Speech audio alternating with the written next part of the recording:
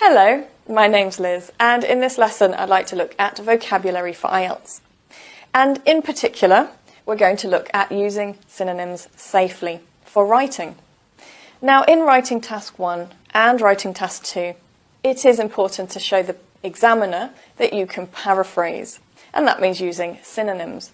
But not all synonyms can be used in the same situation, even if they have the same meaning. And that means many students are actually increasing the number of mistakes they make, and that will reduce your band score. So this is a very important aspect of writing that you need to pay attention to. It also applies to speaking. So we're going to look at 3 examples to help you raise awareness of how careful you need to be using synonyms. So the first one for writing task 1 is consume, so the verb consume, and that is paraphrased as use. The next one is people, that's for writing task 2. Many essays are about people, and students often like to paraphrase that with the word humans. And then the last one is teenagers and how to paraphrase that.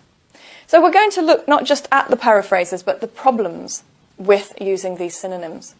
So let's start with the first one. Here we have an example for writing task 1. If you have a graph that shows the amount of fuel consumed, you can paraphrase that and use the synonym used, the amount of fuel used. And it works perfectly in that situation. So we're looking at collocations, which is noun and verb. The noun fuel, or even energy, can be consumed. So the verb can be used with that noun. And also used can be used with that noun. But what happens when we change the noun? So here we've got a graph, for example, which shows the amount of meat consumed. So a food. It could possibly be a drink. Now, in this situation, it's different because the verb use with food doesn't work. So although in the dictionary it tells you it's a synonym, it's a different word. Used is a different verb. It cannot be used in the same way as consumed. So here, this is a problem. You would have a big problem with vocabulary if you decided to use this synonym in this context, because this is actually referring to eating meat, not to using meat. So IELTS really is testing your understanding of synonyms. So let's have a look at what that sentence should have been paraphrased as. And now we have the right synonym, which is eaten. So the amount of meat consumed should be written and paraphrased as the amount of meat eaten. So what we can see already is that you need to understand a lot more about collocations, which is exactly which situation a verb can be used. So what noun and what verb go together.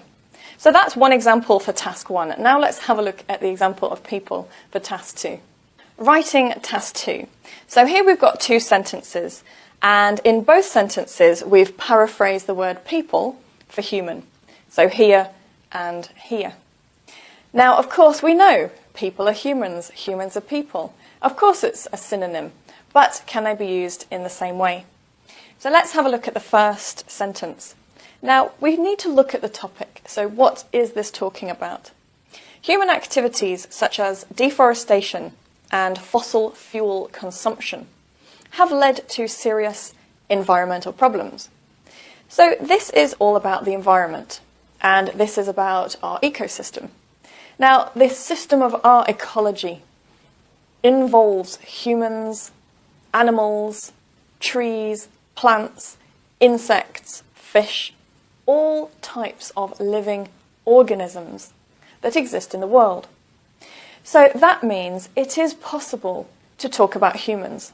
We use the word human when we're trying to separate, to differentiate between people and animals. So when we're talking about species, we use the word humans. So in this situation, human activities, because we're not talking about the impact that animals have on the environment, we're talking about human activities and the impact that those activities have. So in this situation, it is absolutely fine to write about humans. But now we move to a different topic, and we've still used the same paraphrase. Due to traffic congestion, humans should make an effort to use more public transport in urban areas. So this is about city life, and it is about public transportation. Now, in this situation, are we talking about different species? Is it possible that the reader might get confused between animals and humans? And of course, the answer is no. So when we talk about people using public transport, we're not talking about humans using public transport, because we don't need to differentiate between humans and animals. Animals are not involved in this topic at all. So, for this reason, this is completely wrong. And we cannot use the synonym of humans instead of people when we're talking about transportation in city areas. And that applies to a lot of topics in IELTS Writing Task 2. So it means that you have to be very careful when you paraphrase. So in this situation, we need to use the word people. And of course, many students will say, but what other paraphrase can we use for the word people? Well, you don't. It is quite normal in IELTS Writing Task 2 that there are words that will be repeated. So when the examiner is looking at paraphrasing, the examiner is not looking to see if a student has paraphrased every single word. The examiner is looking to see whether you understand paraphrasing. And that means to know when you can paraphrase successfully and when you can't. And in this situation, you can't, and you need to use the word people. So paraphrasing is not as simple as you imagine. You need to show the examiner an understanding of when to use it. Now let's have a look at one more example for Writing Task 2. And now we take a look at teenagers. So we've got two paraphrases here for that word. We've got teenager, adolescent, and youth. And of course, yes, they have the same meaning.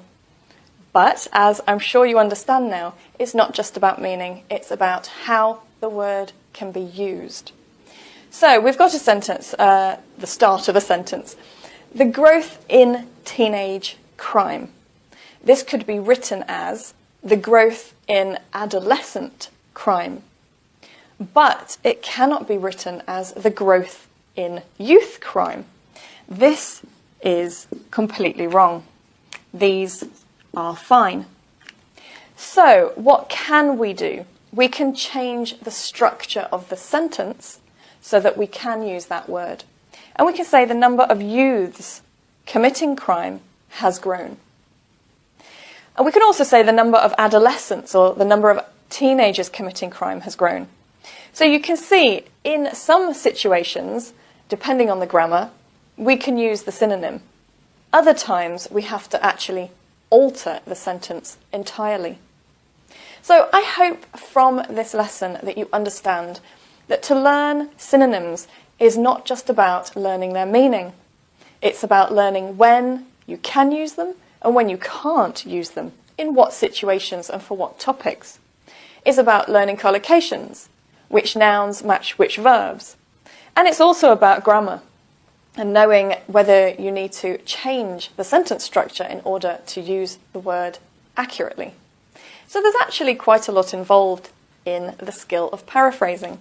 So I hope that now what you will do is you will go back to some of the essays or writing task 1 that you've written and take a look at your paraphrases and check carefully. How can you check? Well, this is where dictionaries are important. It is not a case of having a dictionary that translates from English to your language, because that's only translating meaning. And as you know now, meaning is not the most important thing. So what you need to do is get an English dictionary, which gives you the meaning, and then example sentences so that you can see how to use it correctly. Well, that's all for this lesson. I'll see you again in another IELTS lesson.